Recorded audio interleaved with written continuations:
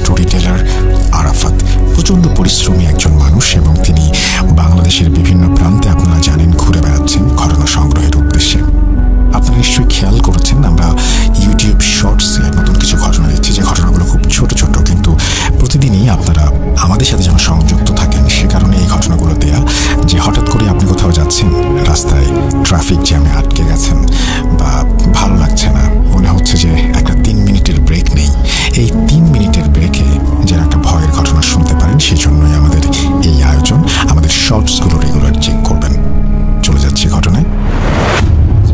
আসসালামু আলাইকুম রাসেল ভাই ও প্রিয় লিসেনার, আমি আরাফাত আহমেদ শিমুল ভূত.com-এর একজন মডারেটর। আমি আবারও আপনাদের মাঝে একটি ঘটনা নিয়ে হাজির হলাম। ঘটনাটি শেয়ার করেছেন গাজীপুর থেকে ভূত.com-এর একজন লিসেনার সাজ্জাদুল ইসলাম রিফাত।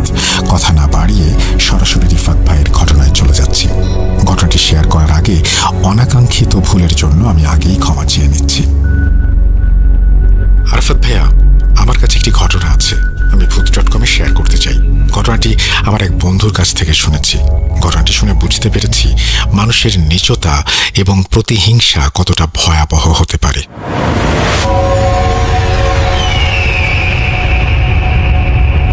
আমার বন্ধু রহিম একদিন আমাকে বলল, জানিস বন্ধু, আমার মামা খুবই ভালো মানুষ ছিলেন, তিনি আমাকে খুব আদর করতেন। বাংলাদেশ পুলিশের চাকরির সুবাদে ঢাকায় থাকতেন। আমাদের গ্রামের বাড়ি গফরগাঁও উপজেলায়। ছুটি পেলেই মামা গ্রামের বাড়িতে আসতেন। গ্রামের মানুষ তাকে খুব সম্মান করত, খাওয়ার সময় পর্যন্ত পেতেন না, কারণ প্রতিবেশীরা তাকে জোর করে নিজের বাড়িতে নিয়ে যেতেন। আমি যখন বলতাম, মামা বিয়ে করবেন কবে, মামা মজা করে বলতেন, আরে বাবা তোরা খা, আমার সব তো তোদের জন্যই, মামি যদি এসে তোদের খেতে না দেয় তখন বুঝবি। এভাবে মজা করতেন তিনি, আমরা হাসতাম।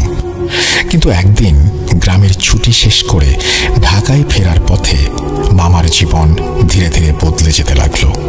ঢাকায় ফেরার পর একদিন রাতে মামার প্রচণ্ড জ্বর হয়। তার পুলিশ বন্ধুরা হাসপাতাল নিয়ে যায়। চিকিৎসা শেষে কিছুটা সুস্থ হলে বাসায় ফিরে আসেন, কিন্তু পরের রাতেই আবার সেই একই সমস্যা, তীব্র জ্বর, খিঁচুনি, এই ধারা চলতে থাকে। একদিন ভোরে মামা ফোন দিয়ে আমার নানুকে বললেন, মা তাড়াতাড়ি চলে আসো, মনে হয় বাঁচব না। আমার নানু দ্রুত ঢাকায় চলে আসেন। চিকিৎসা চলতে থাকে, কিন্তু কোনো পরীক্ষা নিরীক্ষায় রোগ ধরা পড়ে না।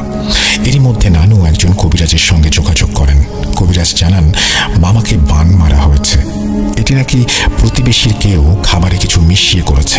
কবিরাজ আরও বলেন এই বান 7 দিনের জন্য করা হয়েছে এবং এর মেয়াদ শেষ হওয়ার আগে বান কাটাতে না পারলে মামার মৃত্যু হবে। নানু আরও কয়েকজন কবিরাজের শরণাপন্ন হন, সবাই একই কথা বলেন। অবশেষে সেই অভিশপ্ত সোমবার এসে যায়।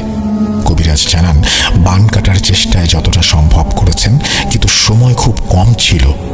মামার শারীরিক অবস্থা অবনতির দিকে যায় এবং বৃহস্পতিবার দুপুর 12:50 মামা মারা যান। পরে জানা যায় মামার এই পরিণতির কারণ ছিল জমি নিয়ে বিরোধ।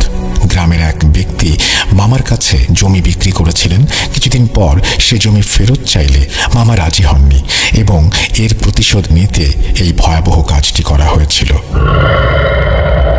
এই ঘটনার মাধ্যমে বুঝতে পারি মানুষের হিংসা এবং লোভ কতটা ভয়ানক হতে পারে। সামান্য জমির জন্য একটি জীবন কেড়ে নেওয়া হলো।